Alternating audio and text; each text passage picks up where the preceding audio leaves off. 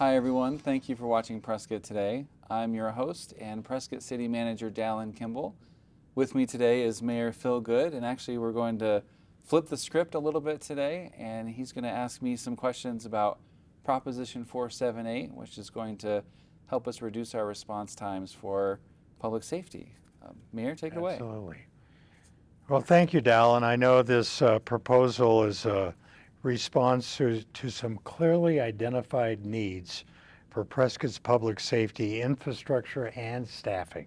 So let's start off by saying, why does the city need Proposition 478? And that's the big question, It's I a big think. question. For me, I think I go back to response time. Right? We're getting close to 12 minutes on a fire or medical response, and that means things for people's outcomes. That means maybe not as good of outcomes for somebody who's having a medical emergency or a fire emergency. And we'd like to get back down in that 6 to 8 range, and that takes some new fire stations to get the firefighters closer to the people, and some new staff to fill those and help us to be able to respond with fire, with medical, and also with our police department. Make sure we get that fast response time. Yeah, I think response times are so critical when we know the vast majority of 911 calls are medical related. So being able to have a first responder on the scene and be able to stabilize someone and then be able to have transport from the scene to an emergency room or other location to deal with that 911 response is so critical in being able to have an acceptable outcome and not a tragic outcome. Right. So how much of a tax increase would this be and for how long? So it's a 0.95% sales tax or transaction privilege tax increase for 10 years, and then a 0.75% beyond that after the 10 years to continue to staff and support what we've built. Yeah, I know a number of people have said, um, well, this is a forever tax and it's never going to go away. Well, they're partially right, but they're partially wrong because 0.25% is designed to sunset and go away once we've acquired enough revenue to be able to fund the brick and mortar part of the construction that's needed for these new facilities. And once we've acquired that, it'll go away in 10 years and then be reduced to the 0.75 to be able to have ongoing funding for all the staff that's going to have to be in these stations. And the equipment and the uniforms and the turnouts and all the other things that each one of these firefighters and potentially police officers are going to need. Right. So it lasts only as long as you need the service, right? And actually, if the city were to in the future decide, we're doing well, we don't need it anymore, the city at any point could get rid of it. Yeah, I mean, if we find some additional funding resources down in the future, then we might be able to reduce staffing and consequently reduce the tax that's being proposed to fund that staffing. Right. Could we get the same result by cutting budget and making public safety more of a priority? I've heard that proposal because we have such a large city budget of $250 million approximately, but just carving out sections of a total budget is not really a possibility when police and fire come out of our general fund. How would you respond to that? Right. I think one thing I would say right away is if you look at how much the council has dedicated to police and fire already, it's about 75% of our general fund. We're already doing that. We're already prioritizing. And so, sure, maybe there's a few other ways we could reduce the expenses in other areas. We would just need to be really clear that we would be talking about reducing service levels. We're to the point where we'd be dramatically impacting things like the library or recreation, maybe garbage collection, because we wouldn't have the revenue to support the current service level. But I think the main point there is it is a priority. It has been a priority, and will continue to be a priority. So it's not that it's been devalued at all. It's just the needs are outgrowing what we're able to Well, the provide. way our budget is designed, you can't take funds from some dedicated enterprise funds and use it for other purposes. Right. So really, the revenue needed to support police and fire must come from the general fund. And the general fund is a significant but a relatively small portion of our total budget. And with that requirement, to be able to fund staffing to expand our fire stations and police facilities and staffing, it's got to come out of the general fund.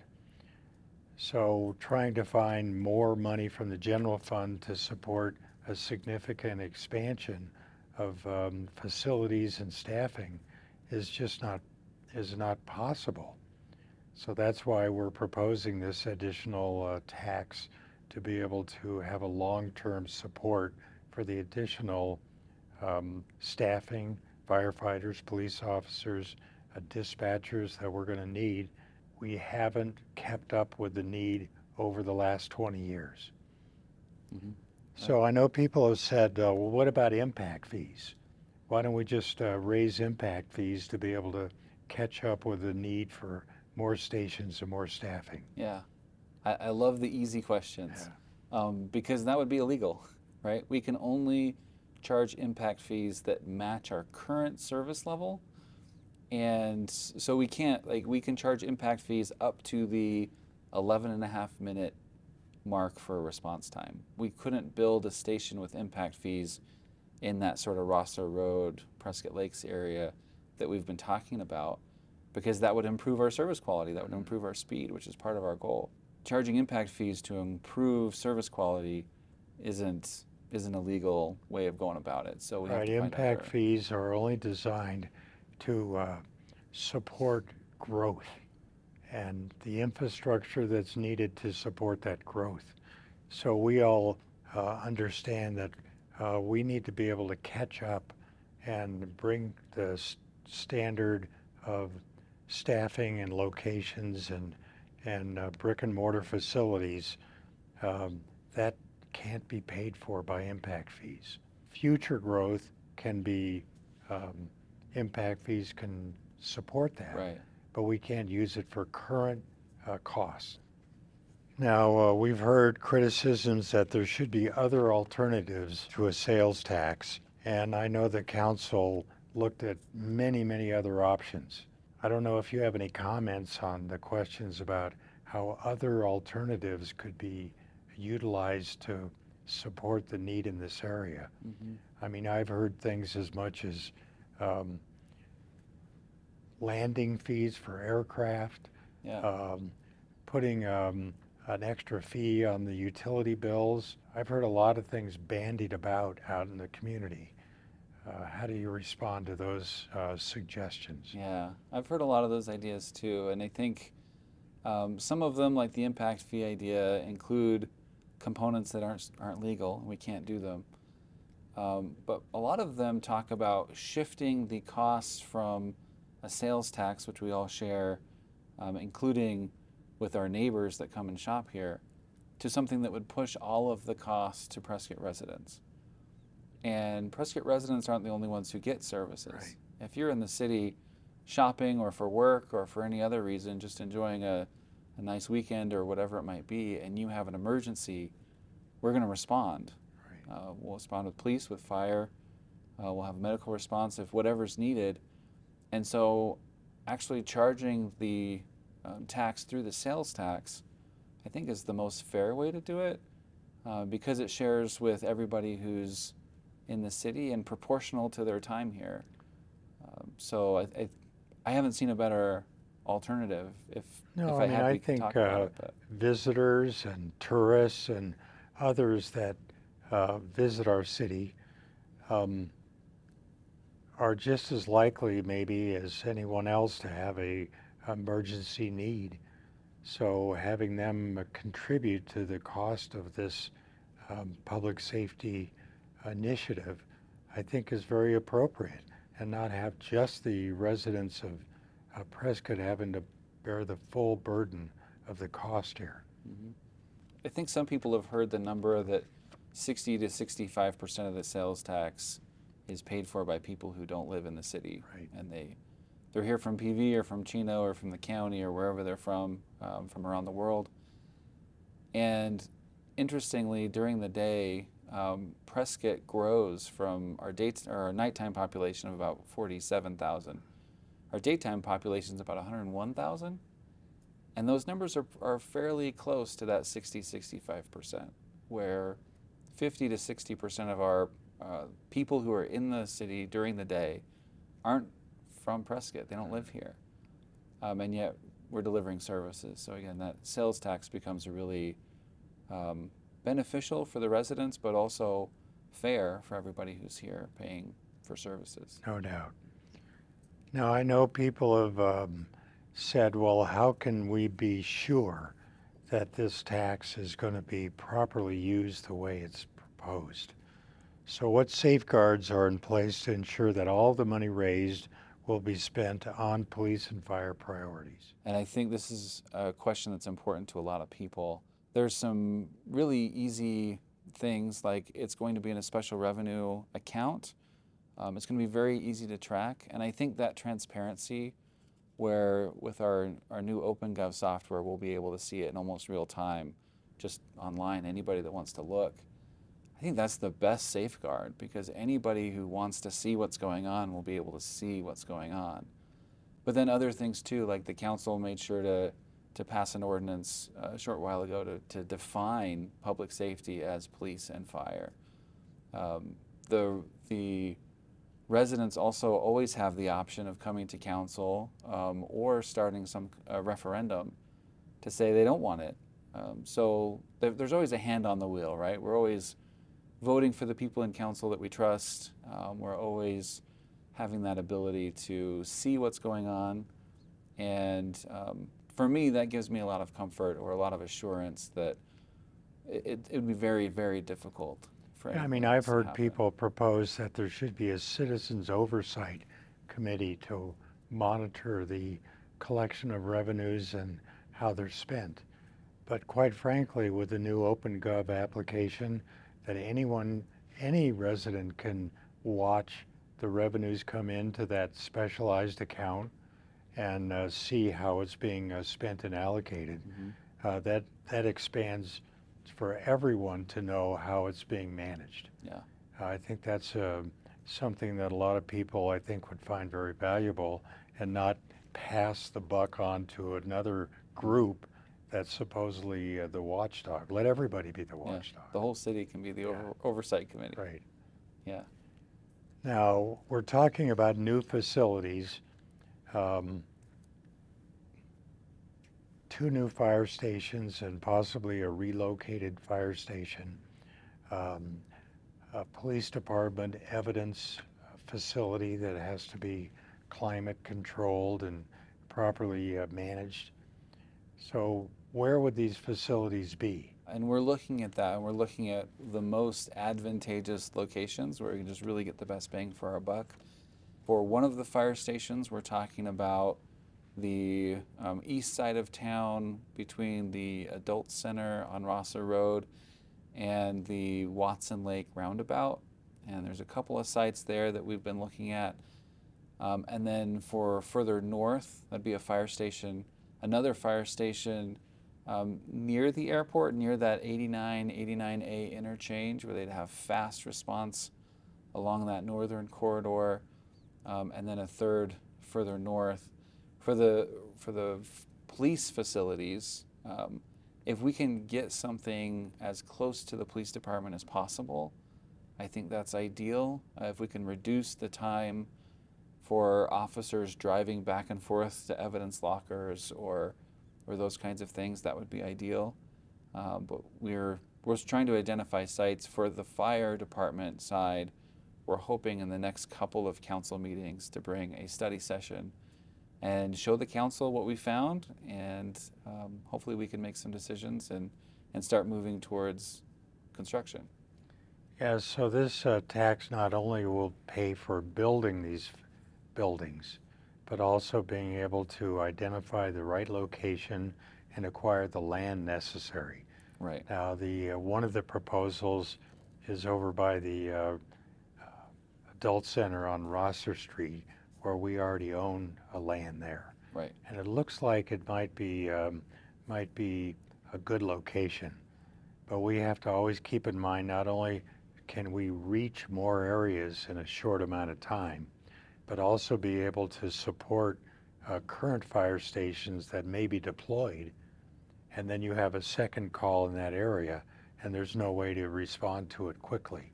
So our fire chief has done a great job looking at different potential locations and how it would solve some of the response time demands, not only now, but in the relatively near future as we continue to grow in the North Prescott area, over on the east side and Granite Dells Estates, and then also on Pioneer Parkway and where current staffing is, because we have not only expanded growth, but we have growth, infill growth too. Mm-hmm. So some people will say, well, I live right by a fire station, so I shouldn't have to worry. Well, guess what? That fire truck might be deployed somewhere else. And then you have a 911 call, where it's going to come from. So that's why Right. we need to really catch up here and have more options to be able to deploy rapidly so that you can respond when there's a legitimate emergency. It's not only fire, but it's also police too. Right. And I think that's an important part of the conversation, is that the need is not just from new growth, right? Since the last fire station was built in 1995, it's a 60% population growth, but a 200% growth in calls for service, which means it's not just new growth, it's the people who are here need or call more often. And a lot of that's due to our population. We've got an older population, and that leads to more calls for help. Yeah. And so it's not just something we can push off on new development. We all need that, right? Whether it's, even if we live next to the fire station, if that fire station has gone to help somebody else, we need somebody to be able to come. And that's part of what we're talking about too. Yeah, I think that's critical. So why has the council decided to do this now? We know inflation is a real challenge for many people. Dealing with higher costs of food and gas and other things like that is a challenge for many folks. So proposing it at this time, some people are saying, well, why don't we wait? We've been waiting for 20 years. And how long do you wait until you've waited so long you put people in very dangerous conditions? Mm-hmm.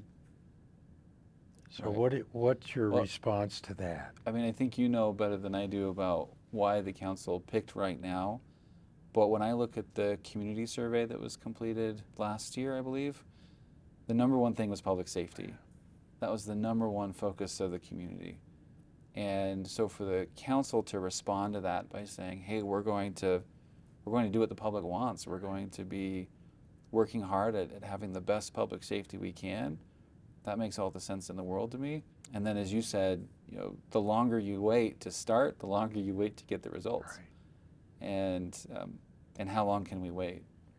No, I think it's pretty clear that over the last 20 years, not having built a single fire station, or the preceding 20 years, the council actually built 4. So they were building new fire stations as the population grew appropriately, and then they decided not to build any more over the last 20 years, and because of that, we're in the situation we are now. Now, I know it's tough with inflation. I mean, I have to fill up my gas tank, and it's painful when that happens. And sometimes you're trying to manage your food budget. Maybe you try a lower quality cut of meat, or make different choices like that. But when it comes to 911, we're talking about emergency needs. You're talking about maybe a life threatening medical condition or a life threatening condition with the need for a police response, at a certain point you just have to say, we have to catch up here. Hmm. Continuing to kick the can down the road for a better time sometime in the future just puts you more at risk today. Yeah. And I think I've always said one of the most legitimate reasons for government to exist is to be able to provide public safety that you really can't do on your own.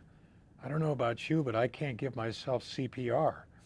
I think we've all experienced recently the situation where restaurants are getting a little short on staff, and so you've got wait staff that have more tables than they had before, and so it takes longer for the food to come, and you've got this kind of a different experience. That's fine when it's a meal. Yeah, When you're talking about police response, right. or fire response or medical response, they only tend to come when it's your worst day, Yeah, that's right. and we don't need to make it any worse than No. they're already having a bad day, right? Okay, there was a question that if the city starts making more money from another source, or the priorities on the council should change, could we sunset this tax earlier, or this claim that the tax is a forever tax? Hmm. Now, Sure. we've already talked about the sunsetting portion of this. Right. So the council's already decided to sunset 0.2% after 10 years, Right. and that's a boundary. I hope we can beat the 10-year mark. But yeah, I mean, it's up to the council, but at any point, the council could decide the priorities are changed or the revenue is increased to the point where this isn't needed, and it could go away. It's also true for the people of Prescott. If they pass this now and then decide down the road, hey, you know what, we actually don't like it, there can be a ballot initiative or a referendum to come and say, hey, you know what, we're done with it. So that's always an option. It's always an option to do something different. Yeah, for some magical reason, some way in the future, we don't need as many fire trucks or firefighters. Then we could reduce the demand to for staffing costs there. Hmm. I mean, who knows? I doubt it, Yeah. but Right. there's a possibility. I know our fire chief has looked at so many different modern, updated um, applications that can be used to make more efficient use of his staff and be able to move trucks around or predict where a likely call is going to come from. Hmm. But at some point, you've kind of exhausted all your creative ideas, and the bottom line Yeah. comes, we need more police and firefighters to be able to respond in a more appropriate time frame. Right. So there was a question about the city doing anything to boost revenues in other areas. I'm not sure how that would connect with Proposition 478, where I know we're always out there looking for grants. We did get a couple of years where we got safer grants that allowed us to add a firefighter or two. So talk about grant funding. Yeah, definitely grants. Grants will pay for a little bit. Grants aren't going to likely build a fire station, but they might pay for some turnout gear. They might pay for some of those things. I think the other part of this is just from economic development. With the council's support, we're completing an economic development strategic plan. We've recently And let me completed. pause for a second because I know for those of us who are familiar with firefighting equipment, what the heck is a turnout? Right? Yeah, It's just their gear, just the equipment that a it's firefighter wears. their fire-resistant uniforms and their boots and everything else that they have to wear to a Right? call.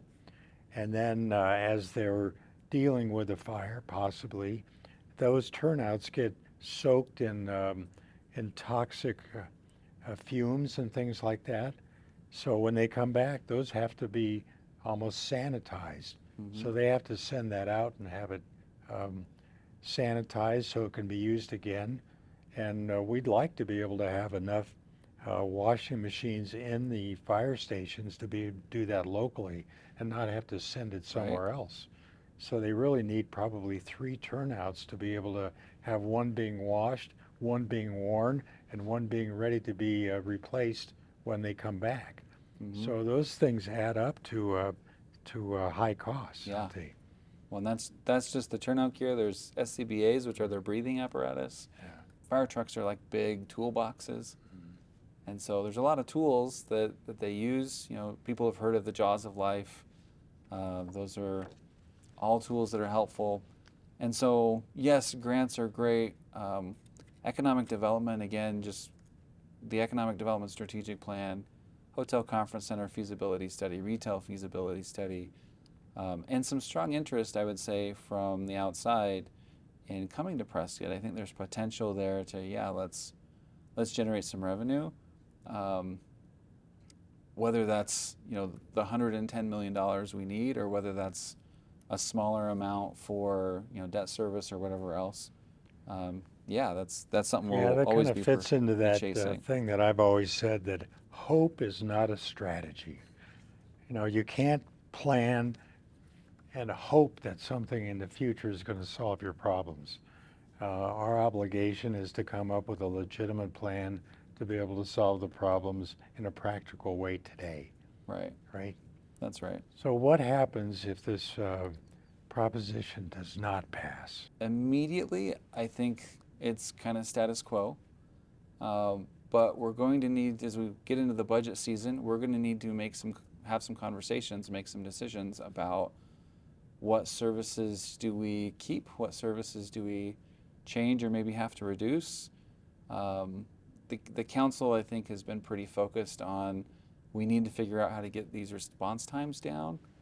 And so it's, you know, where do we find that revenue? And it may be in reducing service levels in other areas. It may be in, you know, looking for other revenue sources. We've talked about that, right? Grants will pay for a little bit. Um, it may be, and likely will be, that it will just take a lot longer to get to where we're trying to get to, which is that faster response time. Um, Or we'd have to borrow money. or that's also a likely outcome, right?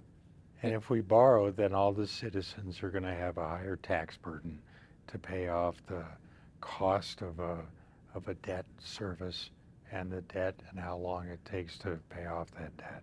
And that debt service payment is something that you have to do in lieu of some other service you could be providing with Right. that money. Yeah. And again, all the local residents would be handling the full financial obligation Right. of acquiring and paying off a debt. So we'd rather have some help from our tourists and our neighbors who shop in the community, right? Right. Um, Okay. So can you think of any other additional concerns that have come to your attention that we can respond to today on this Prescott Today show? I can't think of many. I think just kind of that core of the response time is the reason, um, and wanting people to have good outcomes, wanting them to walk out of the hospital, wanting them to save some of their property if there's a fire. And we think we can do it. We think we can get to that 6 to 8 minute mark, but it's going to take a little bit more, especially with the increased demand across the city. Again, just not the new areas, but citywide. We have more calls for help, and we want to be able to be there. We want to be able Well, I to know some support them. people have said, well, why don't you just raise the property tax? Well, we're legally restricted on raising the small property tax that we have in this city to no more than 2% per year. It's not even remotely close to being able to provide enough revenue to fill this need. Right. And one of the things I've said is as we continue to develop new subdivisions and um, residential properties in North Prescott, the value of those properties goes up significantly. So who benefits from the increased value? The county is the one that collects almost all the increase in property tax.